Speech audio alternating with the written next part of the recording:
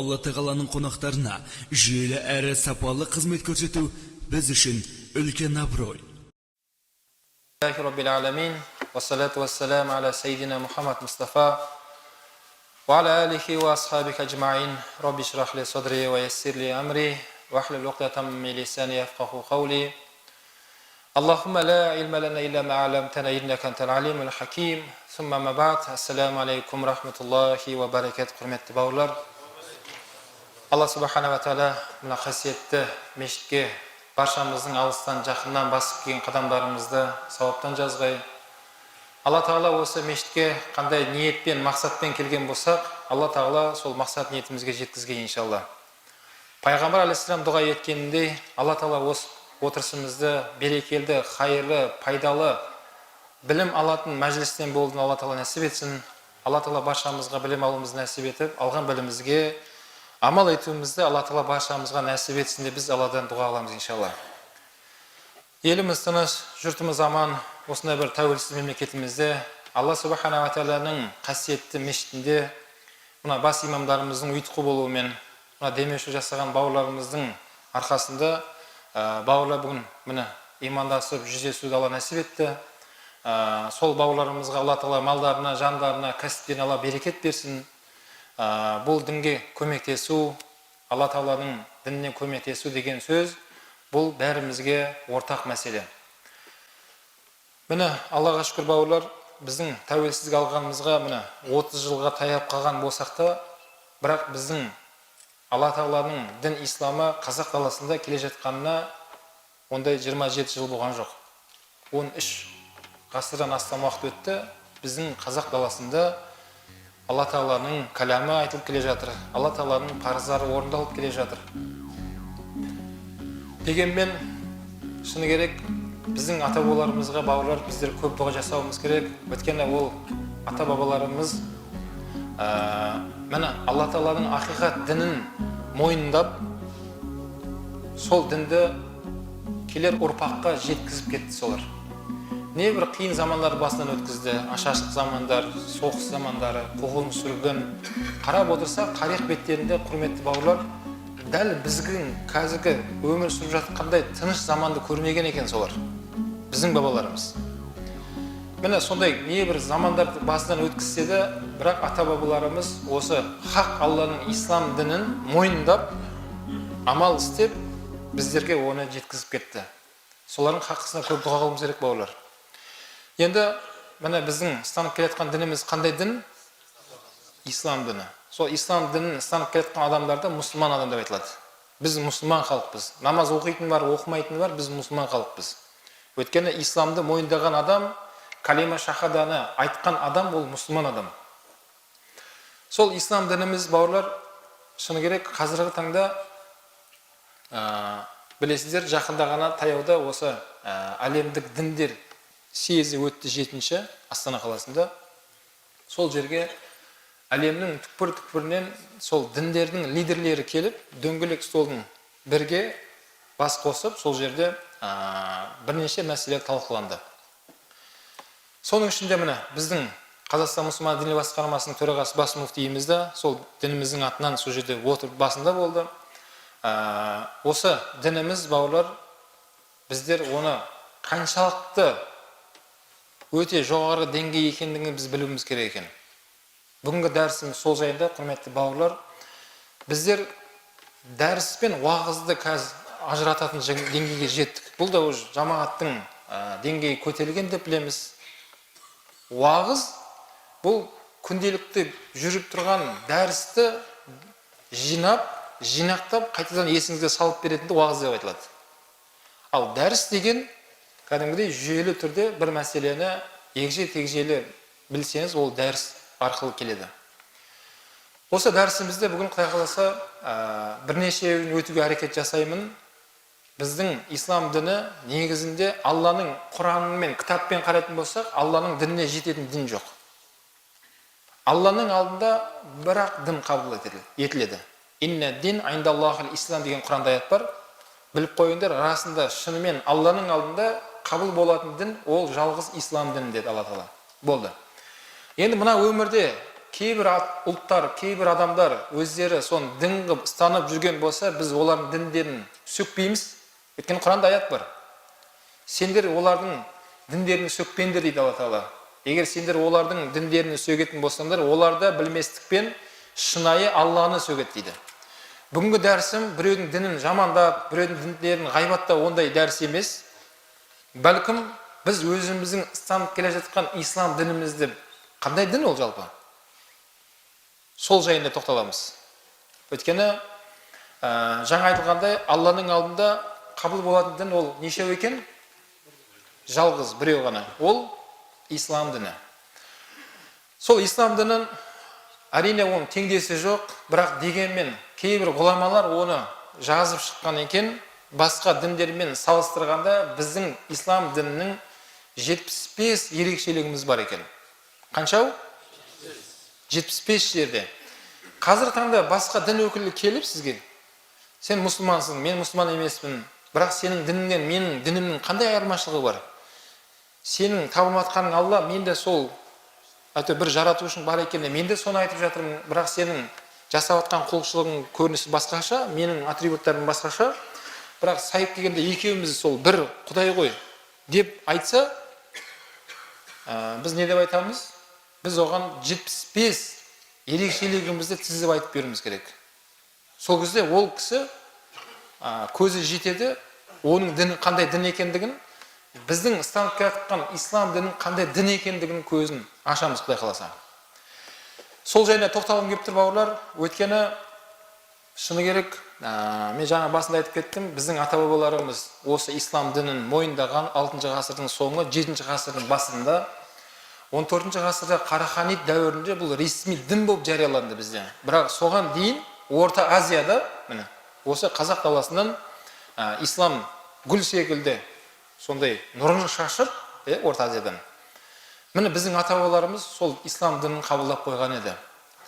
Сол ислам діні, бауырлар, қазіргі таңда кейбір жастарымыздың санасы бойынша, түсінігі бойынша кейде жастар ойлайды екен. Бәрі бір дін ғой әйтір. Демек, мен де мына дінге өте берсем, әйтір дін ғой әйтір. Дегенге біздер, бауырлар, жеткізейік аманатты жастарымызға, іні қарындастарымызға жеткізіп қойайық. Өйткені қазақта мынандай сөз бар: өз тіліңді құрметте, өзге тілдің бәрін біл. Өз тіліңді құрметте деген не деген ол? Қалай құрметтейміз тілімізді? Құрметтейтін қонақ емес ол. Төрге шығып алдына бас қойып беретін. Қалай құрметтейміз тіліңді? Не деген ол?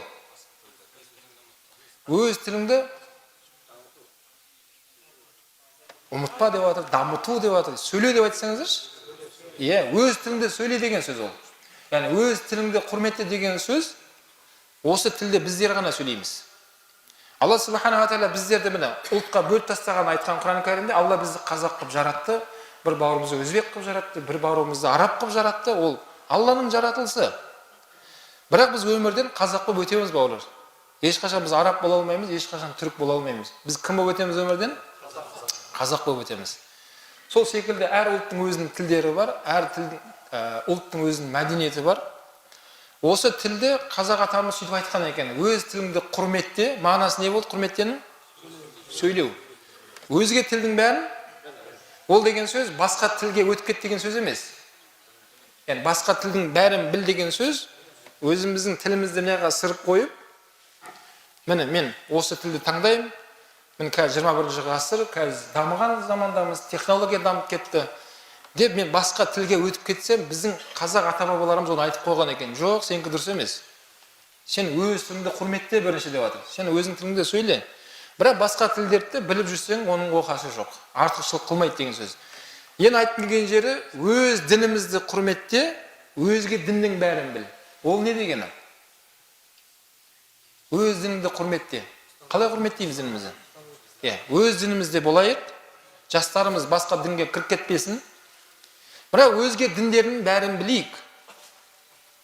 Басқа діндерді зерттеп көріңіз. Өзіміздің дінді жақсы игеріп, әрине ол иманға келдік, Аллаға шүкір. Бірақ оны ғылыми түрде және соны біліп алсақ, нұр үстіне нұр болады. Кейін өзге діндерді білсеңіз артық емес. Алла Тағаланың ақиқат дін екендігін барған сайын сіздің көзіңізге жетеді. Ислам діні қандай дін екенін.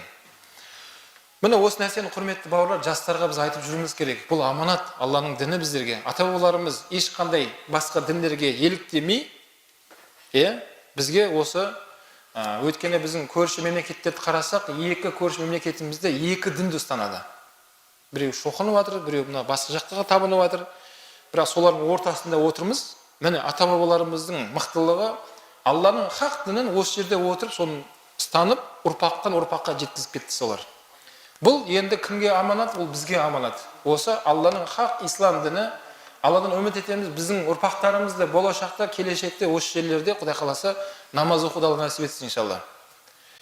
Енді дәрісімізге көшейік. Мен жоғарыда айтып кеттім, ислам дінінің басқа діндермен салыстыруға болмайды деп айттым Алланың кітабы бойынша. Бірақ дегенмен қазіргі заманда шынымен басқа дін өкілдері бар. Біз оларды адамның баласы ретінде құрметтейміз. Олардың діндерін сөкпейміз. Бірақ біздің дініміз олардың діндерінің ерекшеліктері бар екен. Нешеу деп айтты? Кейбір ғұламалардың сол тізіп жазғаны бойынша оның санын 75-ке жеткізген екен. Соның біріншісі аннаху жаа мин индиллахи азза ва жалла. Бірінші ерекшелігіміз айтады, ислам дінінің басқа діндердің ерекшелігі, бұл ислам діні Алла Тағала тарапынан келген дін осы. Осы діннің авторы кім ол? Ол Алла Тағала екен. Біздің жаңағы намаз оқуымыз, Алла Тағаланың исламның ішіндегі мәселелердің бәрі оны жасаған Алла Тағала. Алла соны бізге айтқан, солай жасаңдар деп. Ал басқа дін өкілдерінің тарихының шежіресін бүйтіп қараса, Аллаға бармайды шежіре. Біздің ұстанған дініміздің шежіресін қарасақ, ата-бабамызға кетеміз қазір жоғары қарай. Ата-бабамыздан аралап сұрасақ, ол ұстаздарға барады, ұстаздарынан ол сөйтіп сахабаларға барады, сахабадан пайғамбарға барады, пайғамбардан Жабрил алейхиссаламға барады, Жабрил алейхиссалам Аллаға алып барады. Діннің басында кім тұр? Алла тұр. Бауырлар, біздің міне ерекшелігіміз, біз қалай мақтанып айтсақ та ол ақиқат.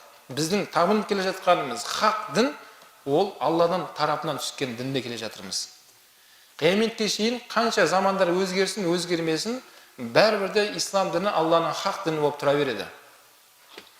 Ал басқа дін өкілдерін мысалға зерттеп көрсеңіздер, тарихтарын қарасаңыз, ол бір уақытта бір тайпалардың өздерінің идеологиялары болып шығып жатыр. Сол тайпалар соны дамытып, кейінгі ұрпақтарға ол дін болып кетті.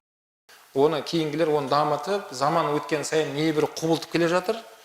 Бәрібірде біздер секілді оны нақты ғылыми түрде өздерінің діндерін Алла тарапынан екендігін олар дәлелдей алмайды.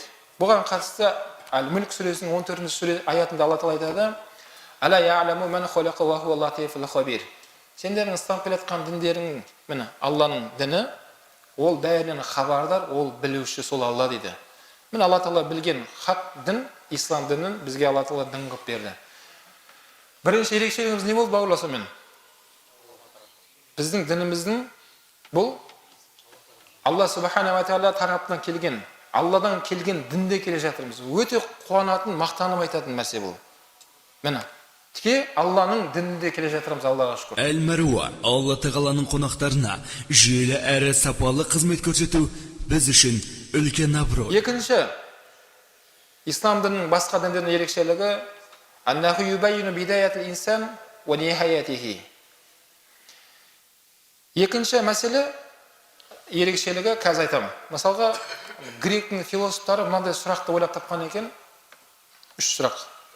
Қайдан келдік, не үшін келдік, қайда барамыз? Осы 3 сұрақты ислам діні ғана жауап бере алады. Қайдан келгенімізді, мына өмірге не үшін келгенімізді, ертең қайда кетеміз бәріміз. Бірақ сол гректің философтары сондай сұрақты жасағанымен жауабын нақты айта алмады олар. Басқа дін өкілдері әртүрлі сөз жауаптарды айтты, бірақ біздің дініміздің ерекшелігі осыны нақты Алланың кітабымен айтып береді. Жаңа 3 сұрақ бар еді ғой. Қалай еді сұрақ?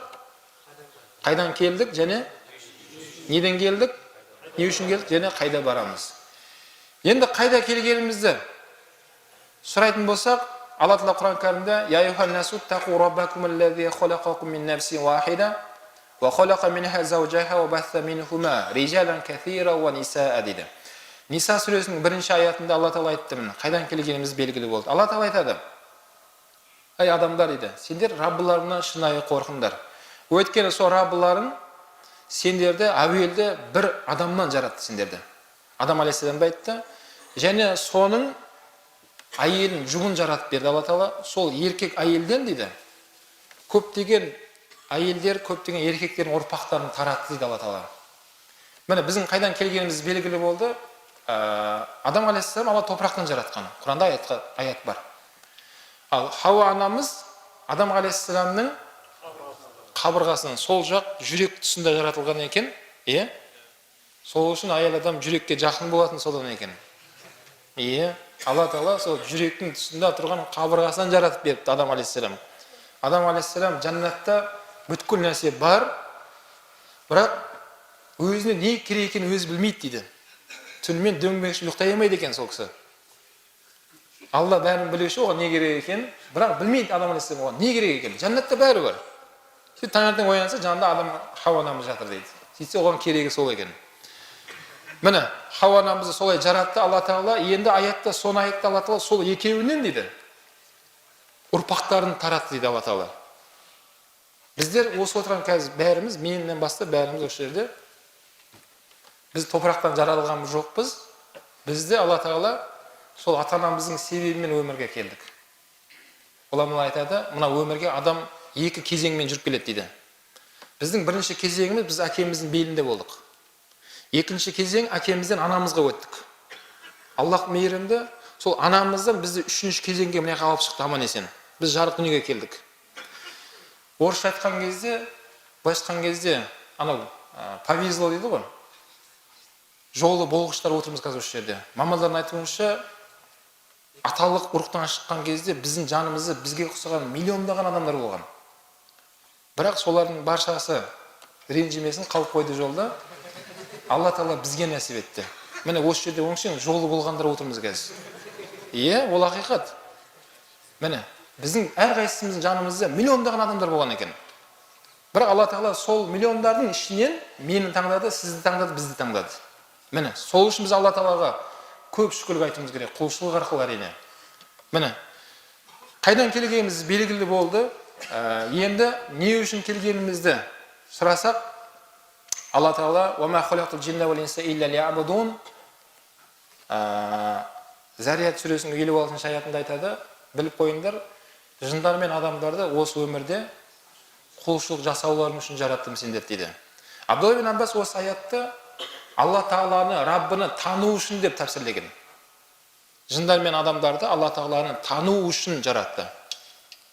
Қараңыз, құрметті бауырлар, Алланың әл-Қудра деген сипаты бар, Алланың құдіретінің шегі жоқ. Алла Субхана ва Тағала бізден бөлек көптеген әлемдерді жаратқан, көптеген жаратылыстар бар. Сол жаратылыстың ішіндегі Алланың ең жақсы көрген сүйікті адамның баласы. Каррама бәни Адам дейді аятта Алла Тағала, біз адам баласын құрметті жаратқанбыз дейді. Біздің шашымызды құрметті, тырнағымызды құрметті. Біз аяқ асты тастамайтынбыз содан. Көміп қойыңдар деп айтады үлкендеріміз. Өйткені Құранда аятта сіздің шаш тырнағыңызды сол аяттың ішінде тұр. Құрметті жаратылған адам баласы. Сол адам баласы мына өмірге бауырлар, шыны керек, мына қазір мына микрофон дейміз ғой мынаны. Қалай микрофонның қазақшасы? Үн-таяқ па? Үн-таяқ. Осы үн-таяқтың да өзінің мақсаты бар. Не үшін жасады оны? Мынау телефоныңда өзінің мақсаты бар. Бұл екі адамды байланыстырады. Мына жарықтың да өзінің мақсаты бар. Жарық. Яғни мына өмірде ешқандай нәрсе өзінен өзі былай керек емес болып тұрған нәрсе жоқ. Бүткіл нәрсенің өзінің мақсаты бар. Мамандар айтады, мынау сиыр деген жануар бар ғой, біз үшін бір хайуан енді ол. Сол сиыр деген жануарға екі түрлі адам мәміле қылады дейді. Бірінші адам өте ақылды адам екен, сиырға барып ақылды көзбен сөйлеседі дейді. Сиыр, Алла сені не үшін жаратты десе, сиыр жауап береді екен жаңа ақылды кісіге. Алла Тағала, мен ашық айтайын, Алла Тағала мені сенің боқтауыңды, боғауызыңды есту үшін жаратқан жоқ, ол точно деп айтады дейді. Алла Тағала мені сен ғана ұзын қамшыңмен таяқ жеп, мені ұрсын деп жаратқан жоқ, ол точно деп айтады дейді. Кейін айтады екен, не үшін жаратты сен десе, Алла Тағала мені әр жылы әдемі бұзау туып берем саған, сүтімді берем, қажет болса жанымды бер мысалы. Менің миссиям соны аяқталады деп айтады дейді. Алла мені сол жаратты. Намазы, құлшылығы бәрі кетті, соны бітті ол. Қараңыз. Міне, ал екінші топтағы адамдар бар екен, ол үшін бір мүйізі бар, құйрығы ұзын бір мақұлық жүрген. Ұрады, тебеді, боқтайды, мақұлық сиыр деп. Бірақ сол сиырға ертең қияметте сол адам топыраққа айналып кеткен кезде адамдар қызға деген соған. Қанен есек болып қалсам ғой, осы жерде ит болып қалсам ғой деп ше. Өйткені адамдар ол жерде ит болып қала алмайды дейді. Өйткені есеп берілетін күн келді міне. Көрдіңіз ба? Ал мына өмірде ешкім есек болғысы келмейді. Біреу есек деп айтса, төбелесуі мүмкін. Неге есек деп атсың сен деп? Ал қарасаңыз, сол есектің өзі өзінің миссиясын орындайды екен мына өмірге келіп алып. Яғни өзінің қойған мақсатын ол айқын істеп, орындап өмірден өтеді екен. Бауырлар, соның бәрін Алла Тағала біз үшін жаратқан екен. Есегіңіз болсын, сиырыңыз болсын, күн болсын, жер, ай, бүткіл жаратылыс Алланың мақлығы, оның бәрі кім үшін жаратылды? Біз үшін жаратылды. Алла бізге жаратып берген екен. Соның бәрін біз пайдаланғаннан кейін, енді біздерді өзіміздің миссиямызды орындауымыз керек екен. Ол жаңа айтқандай, "Уама халақту джинна вал инса илля лиябудун", Алла Тағала айтты, мен жындар мен адамдарды өзіме құлшылық жасаулары үшін ғана жараттым деді. Бауырлар, біз дұрыс түсінуіміз керек, Алла Тағала ешкімге мұқтаж емес. Аллаху сомат, ас-сомат деген Алланың сипаты бар. Алла ешкімге, еш нәрсеге мұқтаж емес. Біз Аллаға мұқтажбыз. Біздің оқыватқан намаз Аллаға керек емес. Ұстаған оразамыз керек емес. Ол бізге керек. Сол Алланың айтқан істегендіктен Алла Тағала бізге риза болып, разы болып, сауабын беріп, мәңгі жәннатты уәде етті. Қараңыз. Міне осы өмірге келген мақсатымыздан ауытқымауымыз керек, бауырлар. Бұл өмірді осы өмір күйінде қабылдауымыз керек. Жаңа айттық, өмірге не үшін келдік? Біздің мақсатымыз не екен? Үй салу емес екен. Бала шағаның саны көбейтіп, дүние жинау емес екен. Дұрыс, өмір болғаннан кейін оны істейміз. Үйіміз болу керек, бала шағамыз болғаннан кейін, жұмыс болу керек, өмір тіршілігі болғаннан кейін. Мына батыстың философтары мынандай мәселе көтергеннен кейін, оған мұсылмандар былай жауап берген, өздері екінші жақпен жауап беріпті. Мынандай мәселе бар екен.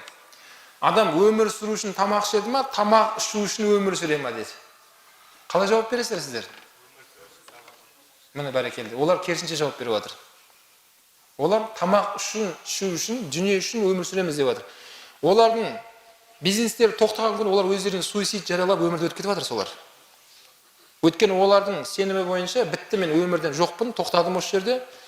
Енді жолым бәрі тоқтады деп өзіне суицид жариялап өздерінің құрбандыққа шалып жіберіп жатыр.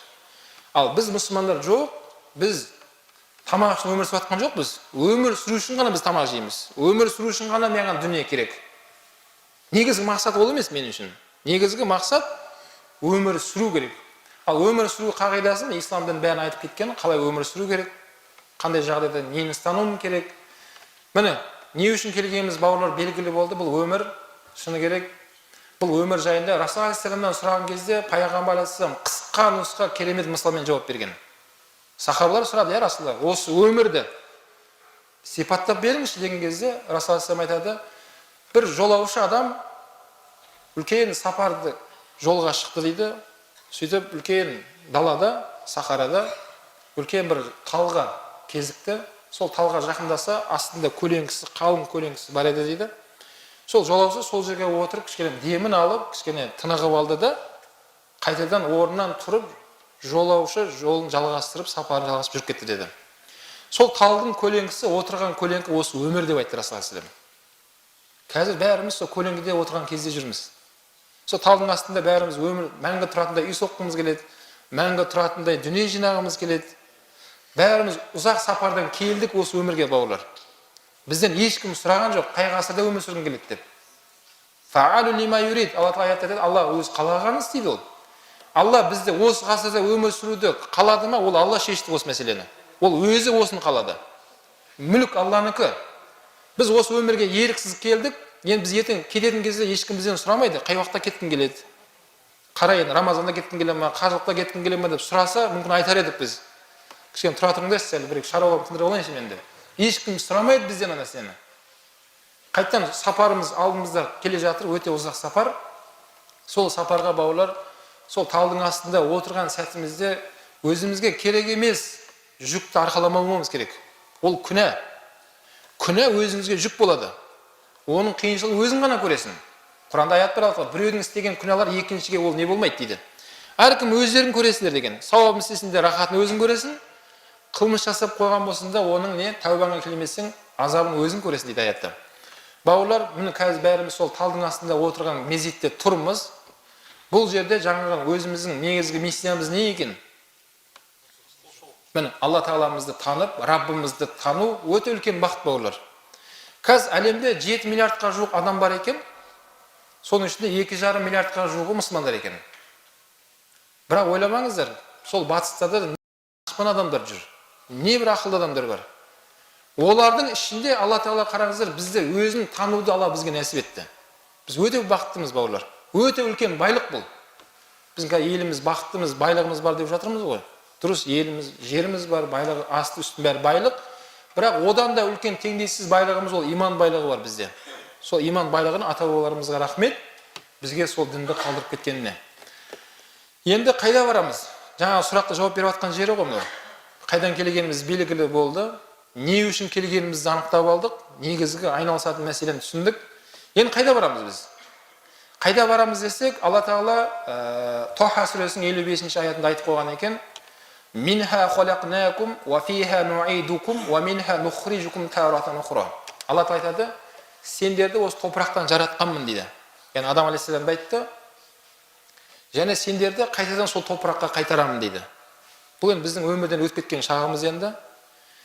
Және сол екінші мәрте сол топырақтан сені қайтадан тірілтемін дейді. Бұл енді біздің уже қайтадан тіріліп махшарға жиналып жатқан сәтіміз, бауырлар. Бауырлар, сол махшарға дейін біз көп дайындығымызбен барғымыз керек екен. Дайындығымыз мен Алланың бұйырғанын орындау, Алланың қайтқанын қайтуымыз. Бұл ислам дінінің басқа діндерден не еді бұл? Нешінші ерекшелік еді? Екінші ерекшелік. Қалай болса мен? Дін ислам екінші ерекшелігі басқа дінден не болды екіншісі? Қайдан келгенімізді айтып берді, нақтылап аятпен, кәдімгідей. Не үшін келгенімізді аятпен, Құранның аятымен айтып берді, қайда кететінімізді айтып берді. Бұл жай біреудің бір сөзі емес мына жерде, ойы емес, енді ойлаймын осылай деп жатқан сөздер емес мынау. Бұл Тоха сүресіндегі Алланың кәламы, Алланың сөзі. Абай атамыз айтады ғой, Алланың өзі де рас, сөзі де рас дейді. Міне Алланың рас болған сөзінде айтылды осы сөздердің бәрі. Ал басқа дін өкілдерінде көп осыған қатысты жауаптарын айтыпты, бірақ нақты дін ретінде өздерінің кітаптарымен дәлелдеп бере алмай жатыр. Ислам діні ғана жаңағы 3 сұрақты нақты Құранның кәріммен, қажет болса Расул саллаллаху хадистерімен нақты жауабын берді. Бұл біздің ислам дінінің басқа діндерден нешінші ерекшелігі еді? Екіншісі еді. Үшінші ерекшелігіміз, яғни үшінші ерекшелігі ислам дінінің басқа діндерден аннаху дин фитра фалаятана фи маха. Үшінші ерекшелігі ислам дінінің басқа діндерден, құрметті бауырлар, ислам діні адамның фитратына сай келген. Неге сай келген? Адамның фитратына. Фитрат деген не ол? Фитрат деген адамның болмысы. Міне, Алла Тағала бізді осындай дене формада жаратты ма? Енді осы біздің дене бітімімізге сай Алла Тағала сондай дінді жіберді бізге. Ислам діні. Намаз оқысақ, намаз оқуға біздің дене бітіміміз келе ме, келмей ме? Келеді ғой. Басқа мақлуқтарды, жаңағы сиырды айттық, жаңағы есекті айттық, басқа жаратылыстарды айтсақ, олардың дене бітімдері намаз оқуға келмейді. Жылқы 4 аяғымен қалай намаз оқиды ол? Келмейді ешқашан. Алла субханала тағала бізге ислам дінін дін қылып бергеннен кейін біздің дене бітімімізге сай келген. Яғни Алла Тағала нені бұйырған болса, сон дұрыс қой деп қабылдайсыз. Намаз оқысаң таза жүреді екенсің, жүрегің тазалап ұстайды екенсің. Намаз оқып шыққанға біреумен ғайбат айтпайсыз, өсек айтпайсыз. Мен жаңа намаз оқып, сол намазымда өзім қасықтап жинаған сауабымды шелектеп төгіп алмайын, Құдай сақтасын. Бауырым қоя салшы деп, сіз өзіңізді сақтап жүретін жақсы адамға айналасыз. Біреуді балағаттамайсыз. Баяғыдағы жүрген жаман әдеттің бәрін тастайсыз сіз. Міне осы жақсы нәрсенің бәрін сіздің фитратыңыз, яғни сіздің болмысыңыз соны қабылдап жатыр. Алла Тағаланың тыйым салған нәрсені де сіздің табиғатыңыз оны да қабылдай алады. Алла не айтты бізге? Арақ ішпеңдер деп айтты. Өтірік сөйлеме деп айтты. Ата анаңды уф деп ренжітпе деп айтты. Көршіңмен жақсы тұр деп айтты. Кез келген дін өкілдері арақ мәселесін көтерсеңіз, олар не деп айтады оны? Олар да дұрыс емес деп айтады. Арақ ішу дұрыс па, дұрыс емес пе деп айтсаңыз қазір, олар да не деп айтады? Өзін діннің араластырмағанның өзінде дұрыс емес қой арақ дейді. Ішіп алған адамды көрдік өткенде, адам қағып кетті дейді. Отбасымен жаңағыда айырылысып жатыр ішкен адамдар, тірі жетім балалар көшеде қалып жатыр сол ішкіліктің арқасында деп, ол да сіздің сол ішімдікті құптамағаныңызды басқа діні жоқ адамның өзі не істейді, оны құптайды екен. Мынандайды көргенсіздер ма? Ауылда, жер үйлерде бір атештің неше тауығы болады? Көп қой, бір атеш бір тауықпен жүрмейді екен. Бір атештің бірнеше тауығы болады. Бірақ бір тауықтың бірнеше атешпен жүрген көргенсіздер ма? Көршің атешмен де жүріп келеді, мына жақта жүріп келеді, 4-5 атешті жиналып алып, ішінде бір тауық жүреді бірақ. Бар ма сондай? Немесе жаңағыдай жылқының ішіндегі байталды, бие дейміз ба, ұрғашысы, бірнеше айғырмен жиналып алып, сол жайылып жүрген көргенсіздер ма? 5-6 айғыр ортасында бір байтал алып алып, бар ма сондай? Жоқ. Міне, фитрат деп атқанымыз сол. Бірақ кейбір жаңағыдай басқа мемлекеттерінде осыдан бірнеше жыл алдын заң қабылданды. Заңды түрде некелескен әйел адам сол жақта, сол басқа діннің адамдары бір мезетте бірнеше еркекке тұрмысқа шыға алады. Әйеліңе звондасаң, екінші байыма кетіп баратын деп айтады. Қалай сен кетіп барасың деп сонымен барып соттассаң, заң әйелінің сөзін сөйлейді сол жақта. Олар айтады, әйел адамның несін шектемеу керек дейді. Қаласа ол бір мезетте заңды түрде бірнеше жігітке тұрмысқа шыға алады. Жаңа айттық. Адамның фитраты былай тұрсын, хайуандардың өзі қабылдамай жатыр бұны. Жаңа айттым ғой. Бірнеше атешпен бір тауық жүре алмай жатыр ғой. Бірақ бір атеш бірнеше тауықты алып жүре алады. Жаңағыдай бір әйел бірнеше еркекпен бір мезетте болса не болады? Кімнің баласы кім екенін білмейді онда. Тексіздік деген сөзде шығады. Әкесі кім, баласы кім ана жерде. Бірақ бір еркектің бірнеше әйелі болса, Құран кәрімде ашық аят бар. 2, 3, 4 ұнағандарың алсыңдар болады. Әділдік қыла алмасыңдар, біреумен шектелсеңдер, сонда сендерге абзал деген аят бар Құран кәрімде. Енді ол бір ер азамат бірнеше әйел алса, бірақ балалардың бәрі кімнің баласы болып есептелінеді? Міне, біздің табиғатымыз қабылдады ма, қабылдамады ма? Қабылдады. Бір жерлерде, бір дін өкілдері оны мақтанып айтып жатыр қазір, еркек пен еркек үйленіп жатыр бір жерлерде, қыздар мен қыздар үйленіп жатыр. Адам фитрат қабылдай ма, қабылдамай ма сол нәрсені? Бауырлар, бұндай жиіркеніш нәрсенің бәріне біз сақтануымыз керек. Біз жастарымызға айтуымыз керек. Бұндай нәрсе қазір біздің елімізде жүріп жатыр. Бір Бауыржан деген жігіт барып, мүшесін айырбастап үйіне маржан болып кепті. Басында кім еді ол? Бауыржан еді. Үйіне кім болып кепті? Маржан болып кепті. Күліп жатсыздар. Біздің елде болып жатқан сорақ нәрсені айтып жатырмын сіздерге. Міне, сондай нәрсе жүріп жатыр. Мүмкін ойлаған шығар, қазір заман сондай, дамып кеттік, технология сондай. Оның бәрі өте сондай. Адамның фитрат қабылдамайтын нәрсе ол. Алла бізді сондай қылып жаратты ма, біздің фитратымыз қабылдайтын нәрсе болу керек. Сіздің табиғатыңыз, ақыл парасатыңыз қабылдайтын нәрсе болу керек. Ислам діні міне біздің табиғатымызға, ақыл парасатымызға сай келген дінді келе жатырмыз, Аллаға шүкір. Мысалға бір жерлерде біз құрбандыққа шалып жатқан жаңағы өгіздерімізге табылмады бір жерлер. Олардың айтуынша, мамандар олармен сұраған екен, олар айтыпты. Сендер неге табылмасыздар? Біз бұны Алла біз үшін жаратты. Біз оны жеп жатырмыз ғой десе, олар айтыпты. Жоқ деген. Өйткені бұл сиыр деген солардың айтуынша біздің дүниеге алып келген анамыздан да артық деп айтқан солар. Неге десе, анамыз өмірге бізді бір-ақ мәрте алып келді. Сөйтіп, бір жыл емізді ме, емізбеді ме, өмір бойы міндет қылып өтеді деп айтады дейді. Берген сүттерін анасы. Ал мынау жылда сүт береді, бір мәрте міндет қылған жоқ деп айтады дейді. Сөйтіп соған табынып кетті. Фитрат қабылдай ма, қабылдамай ма? Қабылдамайды ешқашан. Адамның жаратылыстағы ақыл парасатқа қарсы жұмыс істеп жатыр олар. Сол үшін айтқымыз келгені, бауырлар, біздің ислам діні сондай екен. Міне осы күнге шейін исламның қағидасын ешкім алып қосып бірден әңгіме айтпады. Технология дами берсін, заманнан тами берсін. Қиямет кешінде ешкім ешнәрсе айта алмайды. Дұрыс қой, бірақ сендердің діндерің бар ғой, мына жері мынандай ғой деп ешкім айта алмайды. Өйткені Алланың хақ діні ғана осындай болады. Ал басқа діндерге қарапайым біз қазір олардың нелеріне кәдімгідей біз айтып күліп отырмыз қазір. Дұрыс емес қой ол деп. Қалай ол деп, е? Бауырлар, ондайдан Құдай сақтасын. Міне біздің дініміз сондай дін екен. Адамның несіне, фитратына, фитрат не деп айтылды? Біздің болмысымызға, жаратылысымызға сай келген дінде келе жатырмыз, Аллаға шүкір.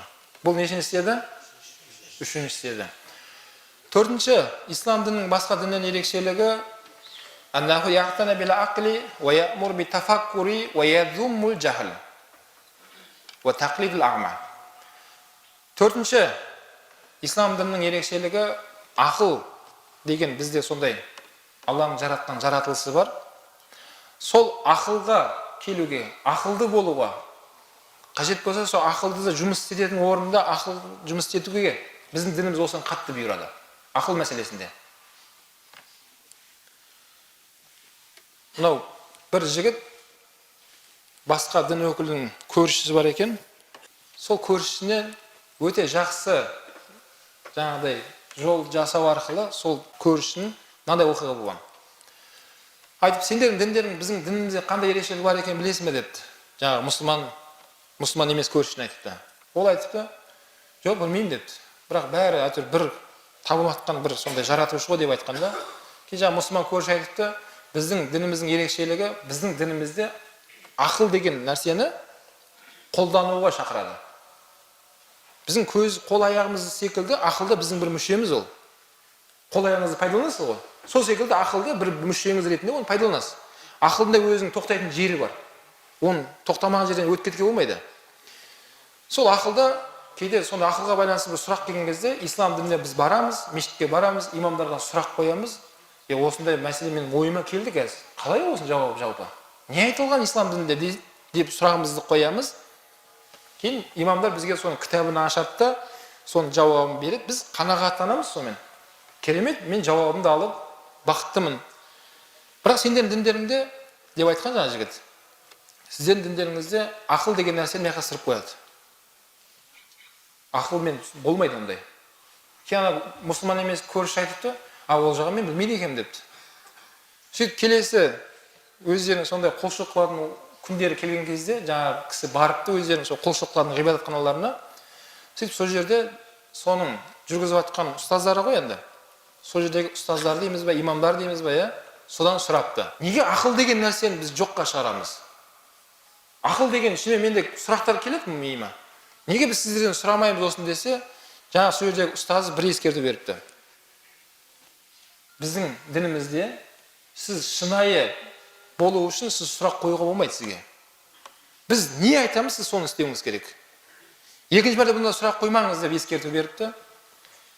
Кейін келесі күні жаңа көрші екеуі тағы да кездесіп қалыпты, мұсылман көршісі ақырындап қараңыз қалай қадаммен оған жұмыс жасап жатыр. Кейін дұрыс қой, бірақ мен таң қаламын дегенде, ол адам өз жан дүниесінде небір сұрақтар болады. Ол сұрағың жауабын ала алмасаң сен білмеймін дегенде, мен өзім ондайға мен өмір сүруде қызықсыз ғой онда. Адам сұрақ келген кезде оның жауабын алу керек. Сол кезде адам ойындағы нәрсенің бәрі орнына келеді де, ары қарап және жақсы қадамға адам өмір сүре бастайды. Бірақ сендердікі сәл басқашалау екені деп ана нетіп қойыпты кішкене. Енді ана кісі үндемей жауап бере ма екен, кішкене ашуы келіпті де. Келесі өздерінің сондай құлшылықтардың күні болған кезде және барып, енді эмоциямен айтты. Неге біздің дінімізде жауап бермейсіңдер сендер? Мұсылмандар жауап береді екен ғой, мешіттеріне барса, имамдарға езуін тіліп не бір сұрақтар қойып жатыр. Кітабын ашып, имамдар керемет жауабын беріп жатыр. Ал бізде неге олай емес десе, ана алдын бірін ескертіп берген еді ғой. Сол алдында тұрған адамдар бәрін айтып, мынаның түрін танып алыңдар, екінші мәртебеге кіргізбеңдер депті. Сөйтіп аяқ қолын қайырып шашып ғибадатханаларына. Екінші мәрте мына адам кірмесін мына жерге. Сөйтіп келесі күн тағы да екеуі жолығыпты, жаңа кісі көңіл күйі жоқ дейді ана кісінің. Не болды десе, Біздегілер вообще дұрыс емес екен деп айтады. Қалай ол? Мен олардан сұрайын деп барғанда мені дөрекілік қылып шығарып жіберді керек болса деп ренжігенін білдірген ғой. Жаңа мұсылман жігіт өте дұрыс қадамға барған. Енді мен жай сөз күйінде бола салмасын, жүр мен сені мешітке апарайын, көзімді жеткізейін саған деп мешітке алып келді сол кісіні. Мен сол кезде дәл осындай құптардың алдында сабағымды өтіп, мен мешіттен шығып бара жатқан кезде бір екі жігіт кіріп келе жатқан. Как раз менімен жолықты. Жаңа жігіт менен сұрады, имамсыз ба деп, тақиямды көріп, иә имаммын десем, Алматыда орталық мешітте еді 2012 жылы. Жаңа жігіт, мынау көршім еді, мұсылман емес, мешітке кірсек бола ма деді. Ойбай, кіріңіз, алып кіріңіз, аралатыңыз мешітте. Астында имамдардың, найыптардың бөлмесі бар, сөйлеге алып барыңыз. Сол жерде сұрақтарымен болса, сөйлестіріңіз деп мен асығып бара жатқам, шығып кеттім. Сөйтсем жаңа жігіттер солар екен. Кірген мешітке, көрген, аралатқан бәрі, төменге түскен, имамдармен жолыққан, сөзде имамдар керемет сұхбат болған ана жерде. Сол кісі сол мешіттен мұсылман болып шықты. Дінді қабылдап, не болды? Ол кісі шынымен ақылмен дінге келді. Төртінші ерекшелігіміз не болды біздің дініміздің? Ақыл деген бір мүшеміз бар. Сол ақылмен жұмыс жасау, бауырлар, бұл Алланың берген жаратылысы. Оны өзін қолданатын жерлері бар. Аллах Құран кәрімде «Афала тaqilun, ала туфаккирун, ала татадаббарун» деген аяттар бар. Сендер ақыл жүргізбейсіңдер ма, салыстырып қарамайсыңдар ма, пікір қылмайсыңдар ма деген аяттың баршасы біздің сол ақыл парасатымызда ақылмен келуге шақырған аяттар бар. Зумар сүресінің 9 аятында Алла айтады: «Құл хал ястауиллазина я'ламуна валлазина ла я'ламун иннама ятазаккару улул албаб». Білетіндер мен білмейтіндер тең емес. Ақылды адамдар, оның қыр-сырын білетіндер солар дейді. Мен Алла Тағала сол аятта бізге айтты, ақыл деген нәрсе біздің дініміз осы жерде ерекшеленеміз. Уақытында Галилей деген ғалымда кейбір дін өкілдері өртеген сол кісіні. Ол кісі ғылыми жер шарының, қазір жер планетаның домалақ екендігін дәлелдеп берген. Сол кезеңдегі, сол дінін ұстанып жүрген адамдар соны аяқ қолын байлап өртеген сол адамды. Не деп айтқан олар? Мынау сондай адам бізді адастырып жатыр, ақылға небір нәрсені айтып жатыр, бұндай көзің құртыңдар деп сондай сөз шығарып, не істеген олар? Сол Галилей деген кісіні өртеп жіберген. Ал біздің дінімізде ешқашан ондайға алып бармайды. Керісінше ақылмен, мынау Жак Кусто деген француз ғалымы, Алла рахметін алсын, бауырымыз, сол кісі ақылмен исламға келді. Ол кісі нені тапты? Теңізді ашқан халыққа жариялады әлемге. Сондай жаңалық таптым. Теңіз бір жағы ащы, бір жағы тұщы, бір-біріне қосылмайды деп әлемге мақтанып жары салған еді. Мұсылмандар оны Құранда ашып көрсетті. Бұл бізге жаңалық емес бұл деді. Қалай жаңалық емес? Осыдан 14 ғасыр алдын Құранда айтылып қойған осы жана. Біз білеміз оны деді. Сол Жак Кусто ақылмен дінге келді. Оның айтқан жауабы: міне 21 ғасырда осында технологияның арқасында 15 жыл уақытын кетті осыны табуға деген. Бірақ осыдан 14 ғасыр алдын әлемдегі технология қандай екені белгілі ғой дейді. Бұл Алланың сөзі ғана осы деп ақиқат дінді сол кісі қабылдады. Міне қараңыз. Біздің дініміздің ерекшелігі 4-ші бабында не болып шықты? Ақыл деген сол жаратылысты орнымен қолдануға, және осы ақылдан ертең қияметте сұраламыз. Мынау Құдайын басқа салмай қойсын, кейбір кемтар туылған балалар бар. Ақыл білмейді, есін білмейді, не айтып, не оған білмейді. Бірақ сол балалар тіке жәннаттың балалары. Өйткені Алла Тағала олардан еш нәрсе сұрамайды қияметте. Бірден жәннатқа кіргізіп жібереді. Өйткені мынау намаз оқу үшін, ораза ұстау үшін шарттары бар. Балиғатқа толған болу керек, ақыл есі бүтін болу керек, мұсылман болу керек деген шарттары бар да оның. Енді ақыл есі жоқ адам, ол не істей алады ол адам? Білмейді ол не істеп қойғанын. Ол бірдеңені бүлдіріп қойса да күнә болып есептелінбейді Алланың алдында. Қараңыз, мүмкін біздің алдымызда қазір ондай адамдар кемтар деп адамдар менсінбей, мүмкін солай ойлайтын шығар. Бірақ олар тіке кімнің қайырдың балалары? Жәннаттың балалары, субханалла. Алла Тағала соларды біздің көзімізге көрсетіп қойған соларды. Ғибрат алсын деп. Сен де сондай болатын ең ғой негізінде. Бірақ Алла мейіріммен саған ақыл берді ғой. Сен ақылға келмейсің ба? Неге сен дұрыс емес нәрсені пайдаланбайсың сен? Неге дұрыс нәрсені пайдаланбасқа деп Алла Тағала көзімізге көрсетіп сондай адамдар шығарып қойған. Ол да Алланың ақылы ғой. Ол да Алла, мүлік Алланікі. Бауырлар, сол үшін осы ақылымызды ертең біз қияметте сұраламыз. Ақылы жоқ басқа жануарлар бәрі бір-бірінен ақысын алып болғаннан кейін құмға айналып кететіндігін айтқан болды. Ал ақылмен біздер ертең қияметте қатты сұралады екенбіз. Бұл төртінші ерекшелігі еді. Бесінші ислам дінінің ерекшелігі басқа діндерден ал-ислам ақидатын ва шариатын фахуа камилун фи ақидатаху ва шариаху. Ислам дінінің бесінші ерекшелігі біздің дінімізде ақида деген сеніміміз бар, шариғат деген қағидаларымыз бар. Ақида деген не, шариғат деген не? Ақида деген ол сенім деген сөз. Біздің сеніміміз ақида деген қайт деген түбірден шығады араб тілінде, байлану деген сөз. Біздің сеніміміз көрінген нәрсеге сеніп табынып кете беруге болмайды. Біреу бір жаңалық ойлап тұрса, мынау жақсы нәрсе екен, осыған табына берейін. Ертең анақтан және екінші біреу шығады. Жоқ, ондай емес. Біздің ақидамыз не бір жаңалықтар шықсын, шықпасын, біздің ақидамыз ол байланып тұр. Аллаға байланып тұр, оның пайғамбарларына, оның кітаптарына, періштелеріне, тағдыр мәселесі, қайта тірілетініміз, қияметтің болатын иманның 7 шарты бар ғой. Міне, ақида деген сол. Сол ақидамыз берік, Аллаға шүкір. Сол ақидамен не? Біздің дінімізде нақты сенімдер бар. Екінші жағында шариғат бар. Шариғат деген ол, бауырлар, ол 4-ке бөлінеді. Нешеге бөлінеді шариғат? 4-ке. Ғибадат, муамалат, никахат, жинаят болып бөлінеді. Ғибадат деген міне, дәретті қалай алу керек, намазды қалай оқу керек, қажылыққа қалай барып келу керек, зекетті кім беру керек, кімге беру керек, соның бәрін ғибадат бабы зерттейді. Екінші бап бұл муамалат, мәміле, сауда-саттық, банк мәселе бәрі осы жерде зерттейді осыны. Үшінші неке мәселесі, төртінші қылмыстық кодекс. Ғұламалардың айтуынша біздің өміріміздің 90% шариғаттан тұрады дейді. Міне құлшылыққа келдік, қазір қай бапта жүрміз? Ғибадат бабында жүрміз. Қазір намаздан кейін шығамыз да бір бауырларымыз дүкенге кіреді. Дүкенге кірген кезде муамалат бабы басталады оған. Бірдеңе алып жатыр, біреумен мәміле қылып жатыр ғой ерден. Қанша тұрады? Анауыңды бер, ма ақша, мәміле. Сол мәміледе де құлшылық бауырлар. Ол жерде сауап аламыз. Дұрыс жасасаңыз егер. Сіз ашын қайтарып беріңіз. Жоқ, мен тартып алған жоқпын, өзі ғой енді. Мен кінәм жоқ оны деп керек емес. Сол сөмкемізді көтеріп қайда барамыз? Үйге барыңыздар, иә. Үйге барамыз. Үйге кірдім дегенше неке бабы басталады. Не бабы басталады? Неке бабы басталады. Әйеліңіз алдында сіздің құқығыңыз қорғалу керек. Сіздің әйеліңіз алдында құқықтарыңыз қорғалу керек. Балалар келді, балалардың құқығы қорғалу керек. Отбасыңыз үлкен бір мемлекет, соны неке бабы зерттеп қойған.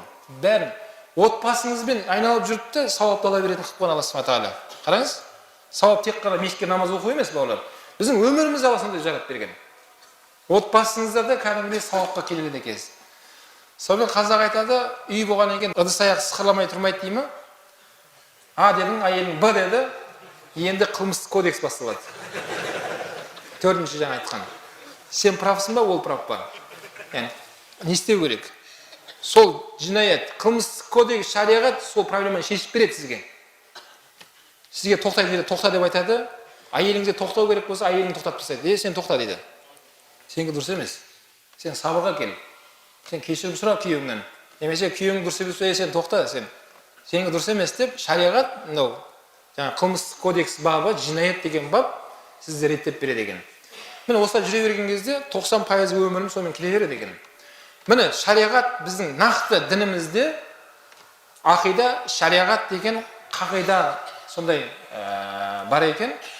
Ал басқа дін өкілдерінде бұндай мәселе жоқ. Басқа дін өкілдерінде кәдімгідей жүйелі түрде құлшылық қылудың негізін бәрі бізге жасап берген. Қазір біз оқыған ақшам намазды осыны пайғамбар осылай оқыған. Ертең қияметте ең соңғы адамда дәл осындай ақшамды оқиды ол. Ешқандай өзгермейді ешнәрсе. Бұл бекітіліп қойған қағида, ақшам намаз 3 ракат оқылады.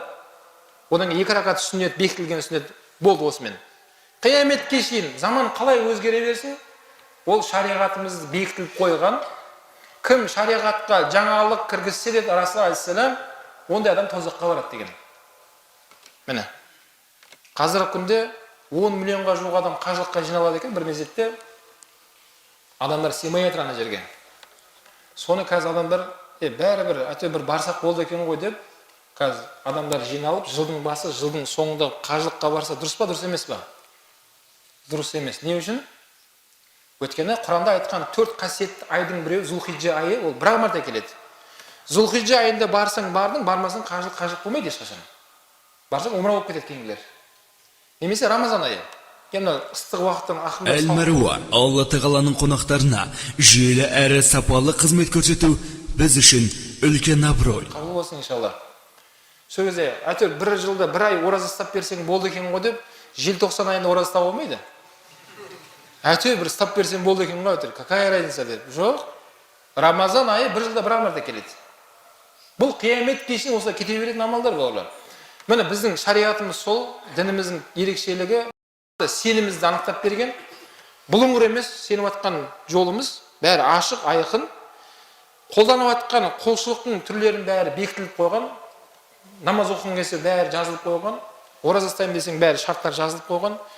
Бәр нәрсенің бәрін белгілеп, бәрін айқындап, Пайғамбар Құранда сүннетті тастап кеткенін айтты.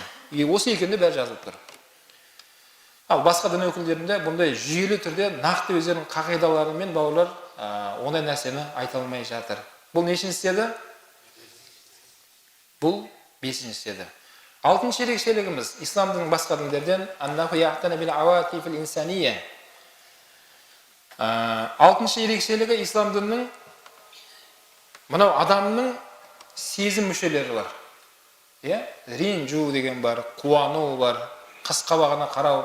Қазір мынау дамыған мемлекеттер робот жасады ғой. Робот. Адамға ұқсатып, денесін бәрін киіндіріп, кәдімгі қарасаң адамға да ұқсайтын роботтар.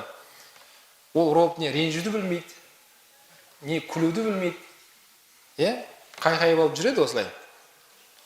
Ал Алла Тағала біз сондай қылып жаратқан, біздің дінімізде адамның сезім, бойымызда тұрған сол ренжу, өкпелеп қалу, қуану, күлімдеу деген нәрсенің бәрін біздің жан дүниемізге сондай жаратып берген сондай қасиеттер бар. Сол жан дүниеміздегі сол нәрсені ислам діні қатты бағалайды. Оған дәлел, Пайғамбар алейхиссалам Меккеден Мединеге көшкен кезде намаз Исра кешінде Миғражға көтерілген кезде намаз парыз болды. Сөйтіп алғашқы намазды Ақса мешітіне қарап оқыды Расул алейхиссалам. Бұйрық солай болды. Бірақ Пайғамбар алейхиссаламның жүрегіндегі мына бойындағы сезімдері Кабаға қарап оқыс келді Расул алейхиссалам. Бірақ Алла бұйрық қанықты, осы қарап оқы деді, осы қарап оқып жатыр. Бірақ жүрегі нені қалап тұр Расул алейхиссаламның? Харам мешітіне қарағысы келеді. Соны Алла Тағала Құран кәрімде аятта айтқан, біз сенің жүрегіңді көрдік, сенің жүрегің елеңдеп тұр мына жаққа қарай. Фавали ваджахака шатрул масжидил харам дейді. Саған рұқсат етілді жүзіңді, фавали ваджахака, жүзіңді сол харамға қарап бұрсаң болады сен. Деп аяттың түсуімен Расул алейхиссалам намазда тұрған жерінен 180 градусқа бұрылып Кабаға бұрылды. Бұл жерде Пайғамбар алейхиссаламның несі ескерілді ме, ескерілмеді ме? Сезімі ескерілді. Екіншіден, кейбір салафи бауырларымыз деп жатырмыз енді. Олар вообще вахабистер бауырларымыз деп жатырмыз. Ол ақиқат. Сол бауырларымыздың ең үлкен дәлелдері Исра кешінде Миғражға көтерілген кезде Алла аспанда екендігін айтып жатыр. Бірақ бұл дәлел негізінде оларға қарсы сөйлейтін дәлел. Мен ақидаға кірейін деп тұрған жоқпын, қазір қатысты жерін айтамын. Бірінші қабатта Адам алейхиссаламды көргенін көрді, аспанның. Соңғы 7-ші қабатта Ибрахим алейхиссаламды көргенін айтты. 7 қабат аспан.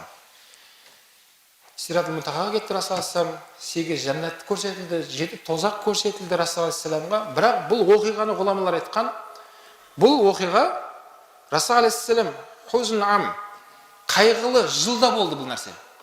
Дәл сол жылда Пайғамбар алейхиссаламның бірінші кім? Әйелі Хадижа анамыз қайтыс болды, 3 күннен кейін көкесі Абу Толиб қайтыс болды. Бұл екеуі Расул алейхиссаламның өмірінде өте керемет кісілер еді. Хадижа анамыз елдің бәрі жоққа шығарған кезде ең бірінші иманға келген әйел еді. Хадижа анамыз арқылы Алла Тағала ол кісіге перзенттер берген еді. Хадижа анамыз Алла Тағаланың рахматына кетті. 3 күннен кейін көкесі Абу Толиб өмірден өтіп кетті. Осы екеуі Пайғамбар алейхиссалам қабырғасы қайтып кетті. Мушриктердің түрі анау, өте қиын заман ол кезеңде. Ғұламалар айтқан, осы Пайғамбар алейхиссаламды былай айтқан кезде серуендеу дейміз ғой енді. Кейде мысалы бір адамдардың басына бір оқиға, бір жағдай болып қалса, Кейбір ағалары оны жаңағыдай путевкаға алып беріп, шетелге демалдырады, кішкене көңіліңді аулап қайту үшін дейді ғой енді.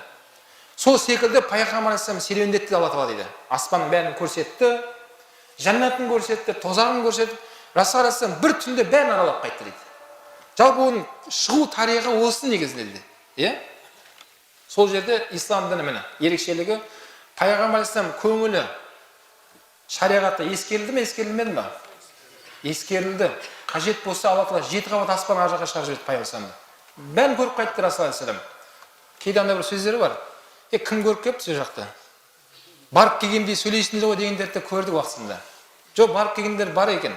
Кім екен барып келген? Міне адамзаттың асыл тажы Расул алейхиссалам барып келгенін айтты. Құранда Исра сүресі бар. Бәрі айтылды сол жерде. Қалай болды, не болды? Міне осы ислам діні біздің адамдардың көңілін бәрін ескереді. Тіпті пайғамбар саллаллаху алейхи вассалам айтады, екі мұсылман адам ренжісіп қалса 3 күнге шейін рұқсат етіледі деді. Бір-бірімен осылай жүрсін, теріс қарап, амандаспай-ақ та қойсын, сөйлемей-ақ та қойсын, бірақ 3 күннен кейін харам болады деді. Мерзім 3 күннен кейін бітеді. Иә? 3 күнге шейін ана екеуі де өзі бір жаққа өтеді екен өзі. Бірінші күн екеуі де прап болып жүреді өздері іште. Менікі дұрыс па, ол дұрыс емес па ананкі деп. Екінші күн ақырында ойланады екен. Кеше не болып кетті өзі жалпы? Түсінбей қалдық қана жерде деп. Үшінші күн анықталады енді. Менікі дұрыс емес болған екен. Ұят болған екен ғана жерде деп, үшінші күн сабасын түседі екен. Міне исламдың бәрін реттеп қойған. Расул алейхиссалам мен Хасан Хусейн деген көзінің нұры болған екі немересі бір күн екеуі ренжісіп қалады. Хасан басқа қалада, Хусейн радиаллаху басқа қалада тұрады. Хасан үлкені, Хусейн кішкентайы. Егіз бірақ екеуі. Сөйтіп Хасан үлкені інісі Хусейнге хат жазып жіберіпті. Інім, не болды соншама? Ағаңнан бір ауыз кешірім сұрай салмайсың ба? Жасың кіші ғой деп хат жазып жіберіпті. Кейін інісі де ағасына жауап жазып, ағатай, мен кешірім сұрауға араланып тұрған жоқпын. Бірақ пайғамбар алейхиссалам айтқан өте үлкен деңгейді мен сізге ұсынып тұрмын, жолымды беріп тұрмын ғой деп айтты. Кейін қайттан ағасы хат жазып, "О, нені меңзеп тұрсың?" десе, Расул алейхиссалам айтқан еді, екі мұсылман адам ұрысып қалса, 3 күннен кейін қайсысы бірінші сөйлесе, сол хайырлы екен анаған қарағанда деп айтқан еді. Мен сіздің хайырлы болғаныңызды қалап күтіп жүрмін ғой деп айтқан екен інісі. Яғни жолымды мен сізге ұсынып тұрмын деп.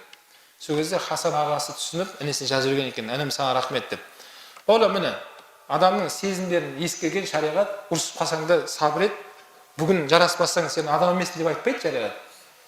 Бәрі ескерілді, жарайды, ренжісең ренжіп қал бүгін.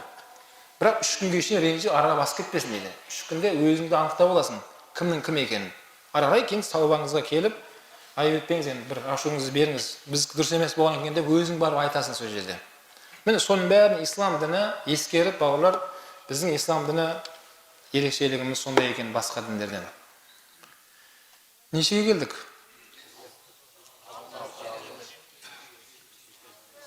Не болды, шатысып қалдыңдар ғой? Ал салайын сонда. Бірінші ерекшелігін айтыңыздаршы. Бірінші ерекшелігі не болды? Алла тарапынан келген дінде келе жатырмыз, алхамдулилlah. Екінші ерекшелігі қайдан келдік, не үшін келдік, қайда баратынымызды ислам діні анық айтып берді бәрін, нақты аятпен. Үшінші ерекшелігі фитрат. Адамның болмысына, табиғатына сай келген дінде келе жатырмыз, Аллаға шүкір. Намаз оқитын бірақ мынау келмейді ғой енді денім деп ешкім сылтау айта алмайды. Намаз оқитын мен жасым өтіп кетті ғой деп айта алмайды.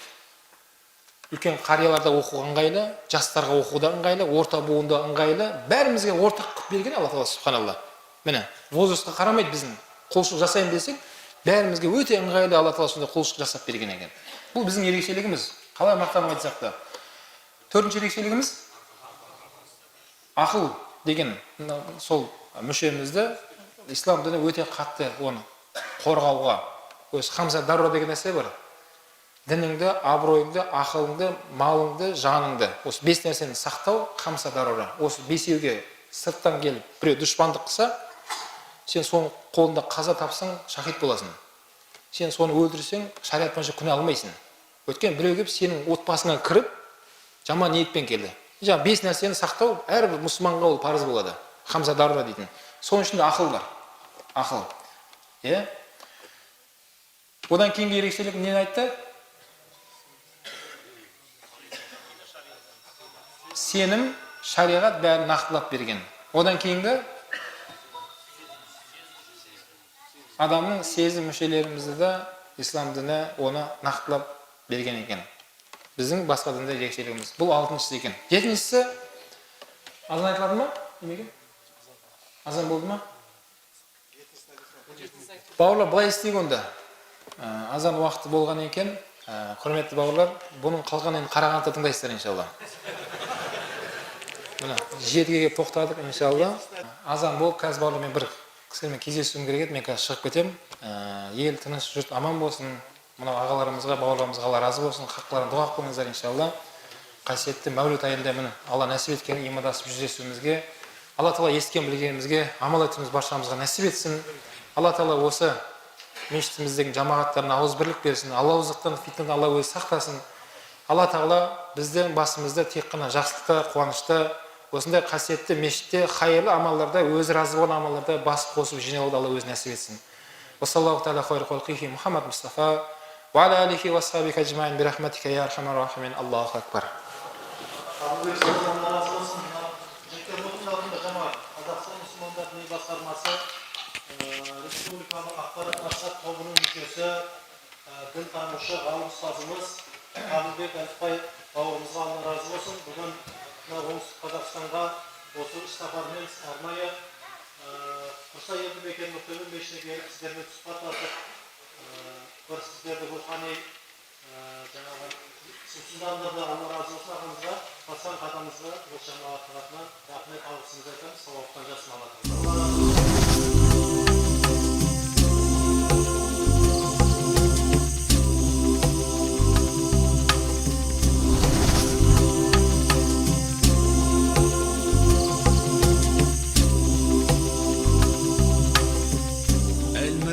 Алла Тағаланың қонақтарына жүйелі әрі сапалы қызмет көрсету біз үшін үлкен абырой.